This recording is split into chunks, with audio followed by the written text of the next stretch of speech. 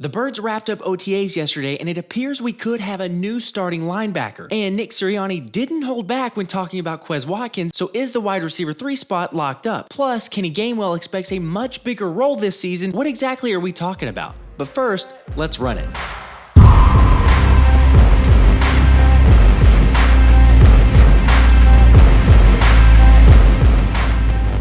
What's up, guys? For those that are new, I'm Josh and I cover the Birds. And we start how OTAs began yesterday with head coach Nick Sirianni addressing the media. Have there been any standouts? I have no problem singling one guy out that I think's just done a phenomenal job this offseason is Quez Watkins.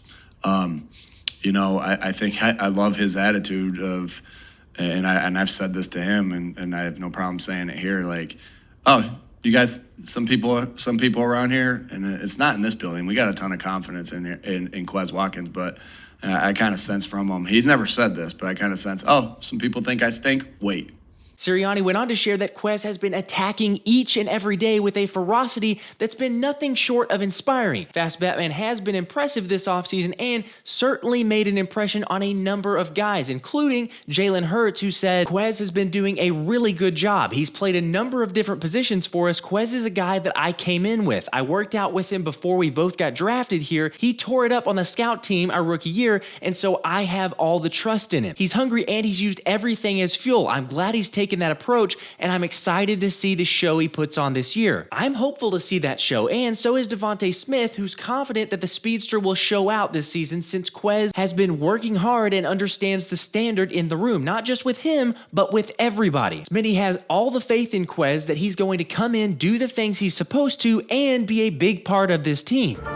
That's shocking. Don't act so surprised, because remember, Joe Castro of Philly the podcast said just a couple weeks ago that Quez Watkins was looking very good at camp and heard he added some muscle and that his route looked very refined. Revenge season activated. How do you tell somebody that you care about deeply, I told you so? All right, so the Birds are high on Quez. Everyone in the building is high on Quez, but what do you think? I do love that this is a contract year for Fast Batman, which always provides a little extra motivation. And then you add on top of that the fact that Watkins is ready to make the haters eat every word. Not gonna lie, I'm pulling for Quez. Yes, we have to see more from him, especially in those big moments, but if Sirianni and Jalen and Devonta, as well as others, are sold on him, then I'm beginning to come around. Unless this was all just an act, which yesterday CBS Sports' Jeff Kerr alluded to Nick Sirianni going out of his way to praise Quez Watkins and Jalen echoing the sentiment. Even Brandon Lee Gouton of Bleeding Green Nation is leaning towards that side of the argument, saying, while I believe the Eagles genuinely like Quez more than most fans do, it's also true that Sirianni's comments do nothing to harm Watkins' trade value.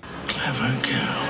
I don't know, that's really interesting, and it's a good point Brandon brings up about a trade value, but there's just no way Howie's trading Quez. I would be shocked. I know he's had some very costly mistakes, but I think we all know speed kills in this league, and I think the Eagles see that and are holding out hope that he takes the next step this season. Another player who appears to be well on his way to making a major leap is Buddha. That's right, we have him. Okay, not the Buddha you were thinking about. I'm talking about Christian Ellis, whose nickname is Buddha, since NBC's Dave Zangaro said yesterday without Morrow at practice, Ellis bumped up to the first teams in 7-on-7s next to Nakobe Dean, where he jumped a route and picked off a Jalen Hurts pass intended for Jack Stoll for a pick six, I might add, and even before that, he knocked down a different pass from Hurts to Stoll. With the impressive showings from OTAs, don't sleep on the idea of Ellis pushing for playing time this season, or even starting, because while I do believe Morrow is still the favorite for now, Zangaro reminded that there's not even any guaranteed money in Morrow's contract. Plus, Ellis also offers the Birds more size at 6'3", 231 pounds, while Morrow is listed at 6 feet 216. How big?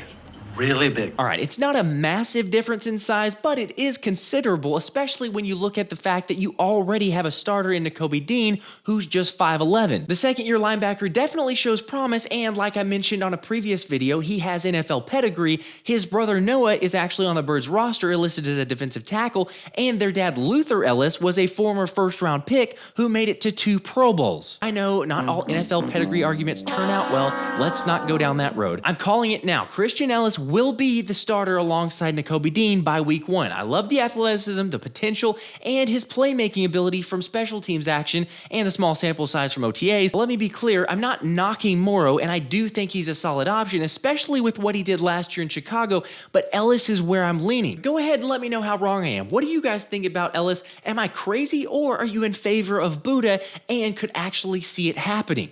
Despite all the attention Ellis got yesterday, it was the Slim Reaper who stole the show by putting together some really quality reps with a double move to get wide open for the touchdown, running a clean drag against Greedy Williams that helped separation for a wheeling Quez Watkins, then froze Christian Ellis on a zip, and later beat Ellis again on a drag for the final play of 7v7. I'm not sure why the defense had Ellis guarding Smitty, but it still doesn't change my mind about it. Perhaps you're right. Back to Skinny Batman, despite not being in Philly last week for OTAs, it didn't seem to matter, and the most impressive connection of the day was when Smith got behind undrafted rookie cornerback Eli Ricks on a go route, beating Blankenship coming over from the post, which resulted in a touchdown, the first of many that we'll see between Smitty and Jalen. Speaking of Jalen, he had a rough go yesterday, especially with multiple interceptions and at least 1 or 2 passes broken up during 7-on-7s. I'm not worried. You shouldn't be worried. Yeah, let's not get carried away, and Brandon Lee Gouton agrees, saying it's impossible to get too troubled by a single OTA practice after what we saw Hurts accomplish last season.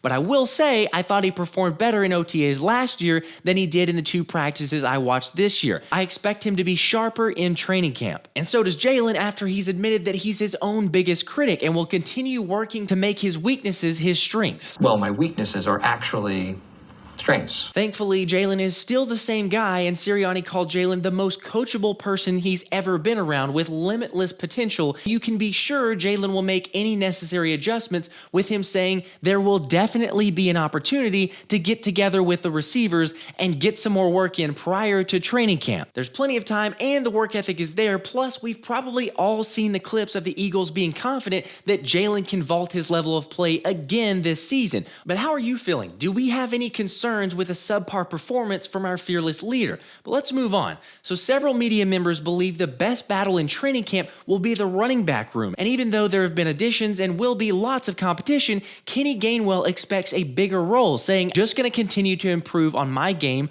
on top of everything I've done. But I'm expecting a high role this year. Obviously, Kenny G played well, especially late in the season and the playoffs, but this running back room is crowded with DeAndre Swift and Rashad Penny, and don't forget Giant Killer Boston Scott. At the same time, it's not like this is new to Gainwell, since he competed with Dallas Cowboys running back Tony Pollard for playing time when the two were at Memphis, and he's been in this position before, and it's nothing. Gainwell went on to say, but having DeAndre here at the same time, that's going to help make me better and him better, since we can both come in after practice and talk about what we did wrong, what we did right, and put our brains together and work. Okay, nothing new for the RB, but in case you were curious about what he intends to do in order to get to that higher role, he said, not much different. Just be stronger, faster, and smarter to help out the team to go back to the goal that we had last year. To be fair, Kenny G did say he'll continue to do whatever his role is and is excited to have the new guys here, so not crazy drama or anything, but it was interesting with him using the words high role. I don't know if I see him getting a lot more touches than last season,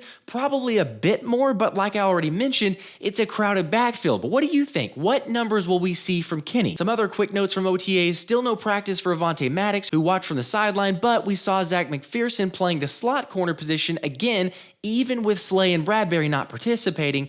I love this move to add the depth. I think it speaks to the fact that he will probably stay there in the slot position, but he played it in college, and I think he could be successful. We also saw veteran safety Terrell Edmonds impress with some playmakings during 7-on-7, and Brandon Lee Gouton said, despite some people sleeping on Edmonds, I don't believe he'll be so easily displaced by Sidney Brown. I'm expecting Edmonds and Reed Blankenship to be the Eagles' starting safeties this season, with Brown potentially playing some rotational snaps. Ooh, yeah.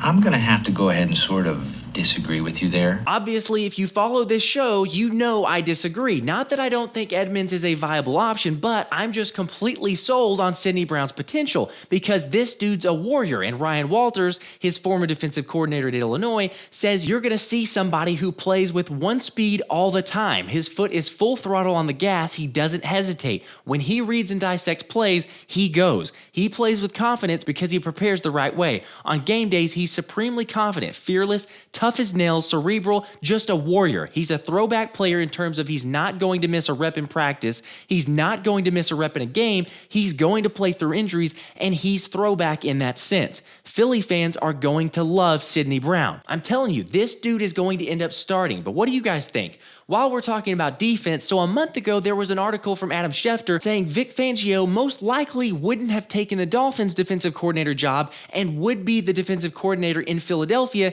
if everything had been on the up and up. And obviously just mentioning anything about Jonathan Gannon's name is irritating at this point, but yesterday Vic Fangio was asked about the speculation and whether or not the report was true. That's possible, but I won't neither confirm nor deny. Didn't he just give us the answer? I mean, by not confirming or denying, I think that's all we need to hear. Oh well, it's time to move on and stop wasting our breath over all the things Gannon has cost us. Plus, I love the Desai hire and actually expect the defense to be better than last season, as crazy as that may be, but I'll admit, this did make me think about the what ifs. If onlys and justs were candies and nuts, then every day would be earned to Donk Fest. Now we begin the long wait until training camp, which starts on July 26th, but Nick Sirianni had one simple message to the team as they prepare for the break. Come back in the best shape of your life and stay out of the news. Maybe just a little news? It'd be nice to have something to talk about.